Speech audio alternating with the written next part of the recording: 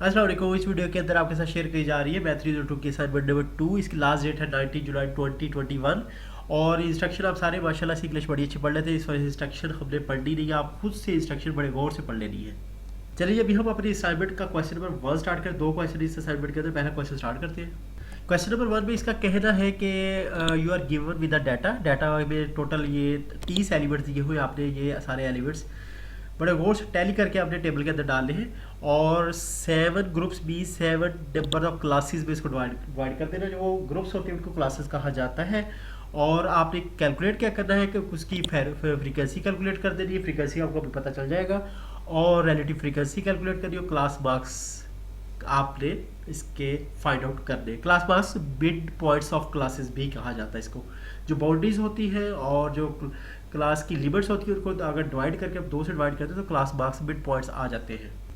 सारा डाटा आपको ऊपर दिखा दिया गया है। आपने इस डाटा को सॉल्व करने के लिए कुछ स्टेप्स हैं वो आपके हैंडआउट्स में क्लियरली दिए गए हैं और उसके शॉर्ट वीडियोस भी मैं आपके इस कमेंट में डाल देता हूँ, तो आप मेरी शॉर्ट वीडियोस के जरिए भी इसको मजीद आप डिटेल से इसको इन लेक्चर्स को ले सकते हैं। मेरी सारी शॉर्ट वीडियोस इसके ऊपर मैथ 302 के ऊपर अवेलेबल है। आप इसको अब सॉल्व करते हैं इस असाइनमेंट को। इस असाइनमेंट को सॉल्व करने के लिए जो डाटा हमें गिवन था, सबसे पहला स्टेप उस पर हमने ये लगाना है कि उस डाटा को हमने असेंडिंग ऑर्डर में कर देना है। ठीक है जी, कि आप सबसे छोटा नंबर पहले आता है और सबसे बड़ा नंबर एंड में चला जाता है। This is called ascending order. तो इस तरह डाटा को हमने डिवाइड कर दिया। ये जो कलर मैंने डाले हैं, ये कलर किसी मकसद के लिए डाले हैं, ये इनका मकसद भी आपको पता चल जाएगा। ठीक है जी, टोटल 30 एलिमेंट्स हैं, याद रखिएगा।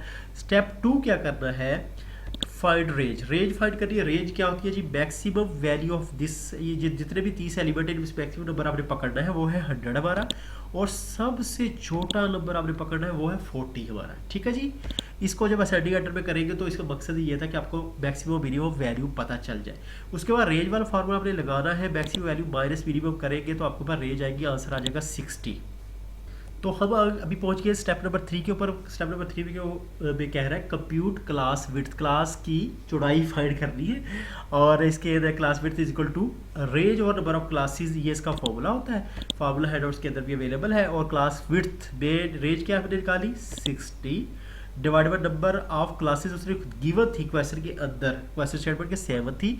60 डिवाइड बाय 7 करेंगे तो आंसर आएगा 8.6। याद रखिएगा, जब भी कोई नंबर ऑफ क्लास विड्थ जब फाइंड करते हैं तो आपने क्या करना होता है, जब भी एक नंबर आता है उसमें फ्रैक्शन में आ जाता है। अगर जैसे 8.6 है, टीजर में आ जाता है तो ठीक है।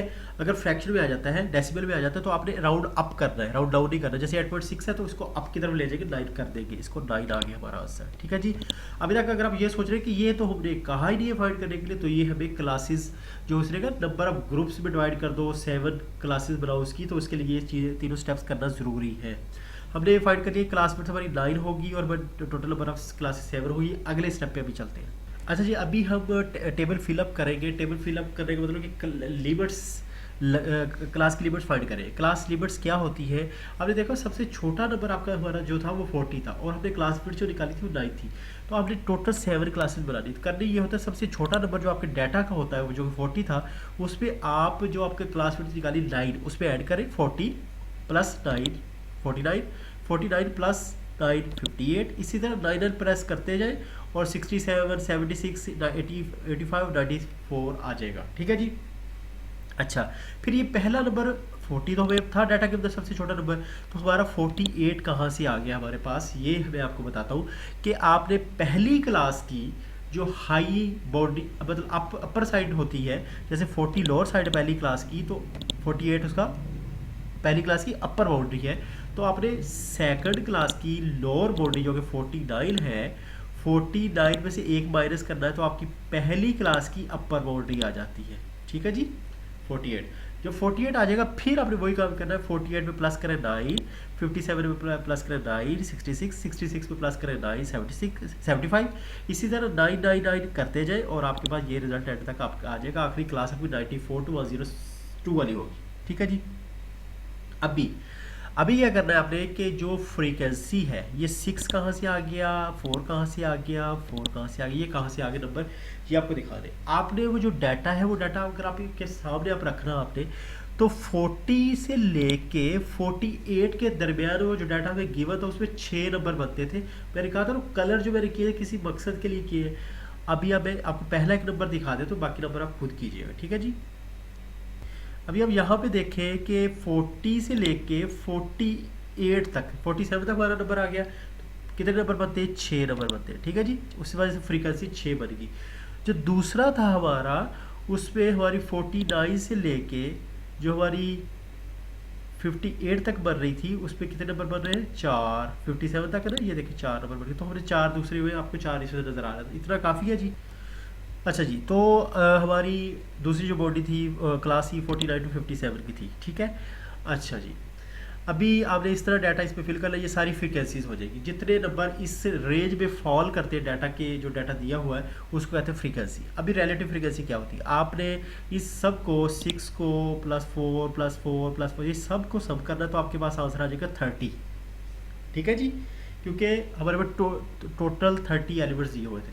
रिलेटिव फ्रीक्वेंसी कैसे फाइंड करिए? 6 डिवाइडेड बाई 30 आंसर आ जाएगा 0.2। 4 डिवाइडेड बाई 30 आंसर आ जाएगा 0.113। 4 डिवाइडेड बाई ये 4 डिवाइडेड बाई 30, फिर ये 5 डिवाइडेड बाई 30 करते जाए और ये आंसर आपके निकालते हैं। रिलेटिव फ्रीक्वेंसी ऐसे आपने फाइंड कर लेनी है, ठीक है जी। अभी आ गया class marks. Class mark class boundary या क्लास लिमिट्स का मिड पॉइंट होता है। जैसे 40 + 48 डिवाइडेड बाई 2 44, 49 + 57 डिवाइडेड बाई 2 53। इसी तरह सब करते जाए। सेल्फ एक्सप्लेनेटरी है, मैंने लिख दिया है। तो इस तरह क्लास मार्क आ जाएगा। यहाँ पे हमारा क्वेश्चन नंबर 1 कंप्लीट हो जाता है, ठीक है जी। क्वेश्चन नंबर 2 है। क्वेश्चन नंबर 2 के अंदर कह रहा है mean deviation about mean find करो, coefficient of mean deviation find करो। बहुत सौखा है। इसकी वीडियो मैं डिस्क्रिप्शन में डाल देता हूँ, डिटेल से वहाँ से भी देख सकते हैं। मेरे सारे शॉर्ट वीडियोज़ में उसमें डाल देता हूँ। अच्छा जी, डाटा ये दिया हुआ है हमें। इस डाटा को मज़े की बात असेंडिंग ऑर्डर में लिखने की या डिसेंडिंग ऑर्डर में लिखने की ज़रूरत नहीं होती। अगर आप लिखना भी चाहें तो अपनी आसानी के लिए लिख लीजिए। देखो मैंने नहीं लिखा हुआ, ठीक है जी। आप एक mean deviation about mean find करने के लिए सबसे पहले आपने मीन फाइंड कर लेना। मीन फाइंड कैसे करते हैं आपको पता है। सारे जितने भी नंबर दिए हैं इस सबको सम करके डिवाइडेड बाय जितने भी नंबर दिए हैं उसके टोटल नंबर ऑफ वैल्यू से डिवाइड कर दो। Sum of values divided by total number of values, ठीक है जी, वैल्यूज़। और इसको सिग्मा एक्स ओवर एन भी हम लिख सकते हैं, ठीक है जी। सिंबल्स यूज़ किए। ये सारे नंबर मैंने लिखे और डिवाइडेड बाय 12 कर दिया। आंसर ऐसे करेंगे तो सबका टोटल क्या आ जाएगा? 16,960 डिवाइडेड बाय 12। 12 क्या है? 12 इस सारे टोटल नंबर जितने दिए 12 नंबर दिए हुए हमें चाहिए जी। और आंसर आ गया 1430.33। सही हो गया जी। अच्छा जी, अभी देख लेते हैं टेबल में क्या हो रहा है। आपने क्या करना है, जितने नंबर्स दिए हुए हैं उनको आपने उतना 1 2 3 4 5 12 नंबर दिए तो मैंने 12 तक पहले काउंटिंग लिख ली। फिर दूसरे कॉलम में मैंने उनके 1 के बस नंबर लिख लिया।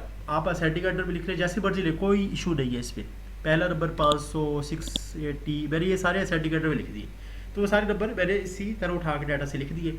दूसरे में क्या हो रहा है, x माइनस एक्स की बार, एक्स बार जो होता है वो एक्स मीन होता है, जो कि हमने निकाला ये 1413.33, ठीक है जी।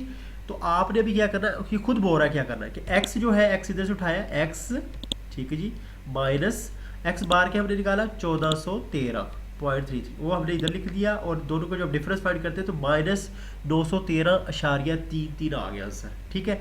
इसी तरह 680 इधर से उठाए माइनस करें और 1413.3 इधर करें और सारा इसी तरह से निकालते जाए। माइनस पे आए माइनस लिखना है, प्लस पे आए प्लस में लिखना है, ठीक है जी। अब भी आ जाए आखिरी कॉलम के अंदर क्या होता है।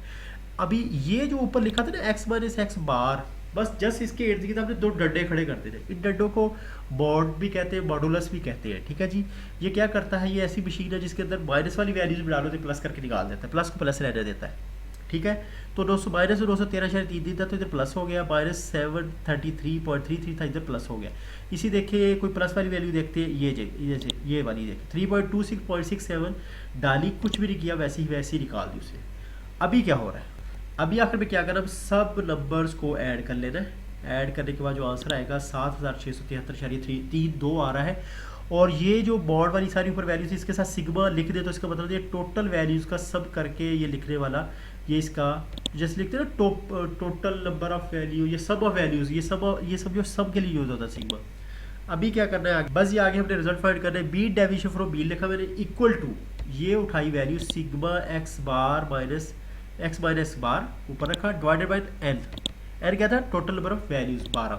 तो यहाँ से उठाई वैल्यू 7673.32 डिवाइडेड बाई 12 और आंसर आ गया ये वाला, ये आ गया मीन डेविएशन फ्रॉम मीन। दूसरा क्या फाइंड करना था जी? Coefficient of mean deviation find करना था। मीन डेविएशन फ्रॉम मीन का फार्मूला ये होता है कि मीन डेविएशन फ्रॉम इधर से उठा के डिवाइड बाई मीन से डिवाइड कर दें। सही है जी। हमने ये नंबर उठाया इधर से 639.44। मीन क्या है? मीन हमने ऊपर फाइंड किया था, ये वो था 1413.45 आंसर आ गया हमारा। इसके साथ ही हमारी असाइनमेंट कंप्लीट होगी ये माशाल्लाह से। डिस्क्रिप्शन में देख लीजिएगा, मैंने अपनी शॉर्ट वीडियो का लिंक डाल देता हूँ, आप उसको भी फॉलो कर लें और मज़ीद डिटेल के लिए आपको वहाँ से हेल्प मिलेगी। तब नेक्स्ट वीडियो तक के लिए अल्लाह हाफ़िज़, अस्सलाम वालेकुम।